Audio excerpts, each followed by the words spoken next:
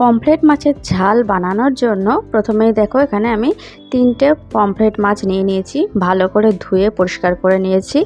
তারপরে এর মধ্যে আমি পরিমাণ মতো নুন আর 1 টিস্পুন হলুদের গুঁড়ো দিচ্ছি। তো নুন আর হলুদের গুঁড়োটা খুব ভালোভাবে মাছের সাথে মাখিয়ে নেব। এপিঠ ওপিঠ দু পিঠই খুব সুন্দর করে আস্তে আস্তে করে ধীরে সুস্থে মাখিয়ে নেব। নিয়ে আমি 2 মিনিট একটুখানি এই মাছটা মাখিয়ে ম্যারিনেট করে রেখে দেবো। তো 2 মিনিট পর দেখো ফিরে আসলাম। কড়াতে আমি সর্ষের তেল দিয়ে দিয়েছি, তেলটাকে খুব ভালো করে গরম করে নিয়েছি।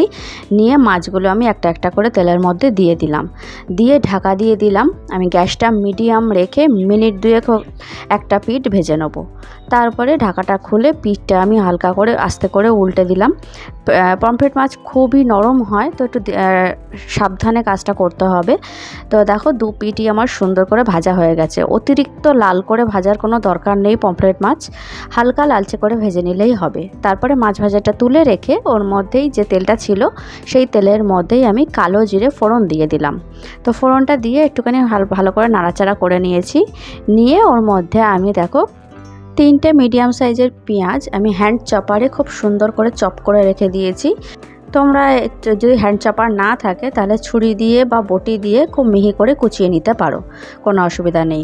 তো পেঁয়াজটা দিয়ে ভালো করে আমি নাড়াচাড়া করে নিচ্ছি, একটু হালকা করে ভাজা করে নেব। দেখো হালকা একটা ব্রাউন কালার চলে এসেছে পেঁয়াজের মধ্যে, তো পেঁয়াজটা একটু সুন্দর করে ভাজতে হবে। তো এইবারে আমি এর মধ্যে একটা মিডিয়াম সাইজের টমেটো কেটে রেখেছিলাম, তো সেটা দিয়ে দিলাম। টমেটোটা দিয়েও পেঁয়াজটা আবার ভালো করে নাড়াচাড়া করে নিলাম। নিয়ে আমি এর মধ্যে একটুখানি নুন দিয়ে দেবো। নুনটা দিলে টমেটোটা খুব তাড়াতাড়ি নরম হয়ে যাবে আর পেঁয়াজটাও আরও তাড়াতাড়ি নরম হয়ে যাবে। তো নুনটা দিয়ে আমি ভালো করে নাড়াচাড়া করে দিলাম, একটুখানি নাড়াচাড়া করে দিয়ে ঢাকা দিয়ে রেখেছিলাম 2 মিনিটের জন্য। আর গ্যাসটা মিডিয়াম টু লো রেখেছিলাম। তারপর ঢাকা খুলে দেখো আমার পেঁয়াজটাও খুব সুন্দর নরম হয়ে গেছে আর টমেটোটাও খুব সুন্দর নরম হয়ে গেছে। তুমি আরও একটুখানি স্প্যাচুলা দিয়ে খুব ভালো করে টমেটোটাকে ম্যাশ করে দিয়েছি। দিয়ে এর মধ্যে আমি 1 টিস্পুন রসুনের পেস্ট দিয়ে দিয়েছি। এর মধ্যে কিন্তু আমি আদা ব্যবহার করিনি, আদা ব্যবহার করলে একটা অন্যরকম টেস্ট আসে, তো আমি আদা ব্যবহার করিনি এর মধ্যে। তো রসুন দিয়ে ভালো করে কষিয়ে নিয়েছি। নিয়ে এইবারে গুঁড়ো মশলা দিয়েছি। গুঁড়ো মশলার মধ্যে 1 টিস্পুন হলুদের গুঁড়ো, 1 টিস্পুন কাশ্মীরি লঙ্কার গুঁড়ো আর হাফ টিস্পুনের থেকেও কম নর্মাল শুকনো লঙ্কার গুঁড়ো দিয়ে একটু সামান্য একটু জল দিয়ে মশলাটাকে খুব ভালো করে আমি কষিয়ে নিচ্ছি। দেখো সুন্দর একটা কালার চলে এসেছে। এইবারে এর মধ্যে দিয়ে দিলাম আমি 1 টিস্পুন জিরের গুঁড়ো, দিয়ে আমি আবার একটুখানি ভালো করে নাড়াচাড়া করে নিচ্ছি। নিয়ে আমি এর মধ্যে আরও একটা মশলা দেব। তো দেখো এর মধ্যে আমি দিয়ে দিচ্ছি হাফ টিস্পুনের থেকে একটু কম গোলমরিচের গুঁড়ো, দিয়ে আমি আবার একটুখানি কষিয়ে নিচ্ছি ভালো করে মশলাটাকে। তো গোলমরিচের গুঁড়োটা দিলে খুব সুন্দর একটা গন্ধ বেরোবে, খুব ভালো লাগবে। তো দেখো মশলাটা আমার খুব সুন্দর করে কষানো হয়ে গেছে, কালারটা কিন্তু দারুণ চলে এসেছে। এইবারে এর মধ্যে আমি গ্রেভির জন্য পরিমাণ মতন জলটা দিয়ে দিলাম। তো জলটা দিয়ে ভালো করে নাড়াচাড়া করে মিশিয়ে নিলাম। নিয়ে আমি গ্রেভির জন্য যতটা পরিমাণ নুন দরকার ততটা দিয়ে দিলাম। আর সঙ্গে দিয়ে দিলাম 2টো কাঁচা লঙ্কা চিড়ে, তাহলে খুব সুন্দর একটা কাঁচা লঙ্কার স্মেল হবে, ঝোলের মধ্যে ভালো লাগবে।